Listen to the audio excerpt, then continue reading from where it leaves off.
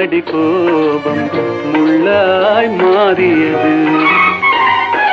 கனிமொழிக்கென்மேல் என்னடி கோபம் கனலாய் காய்கிறது. உந்தன் கண்களுக்கென்மேல் என்னடி கோபம் கணையாய் பாய்கிறது. நிலவுக்கு என்மேல் என்னடி கோபம் நெருப்பாய் எரிகிறது. இந்த மலருக்கு என்மேல் என்னடி கோபம் முள்ளாய் மாறியது.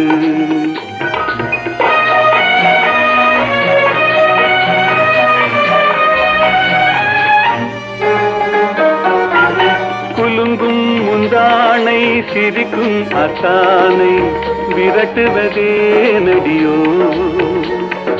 குலுங்கும் முந்தானை சிரிக்கும்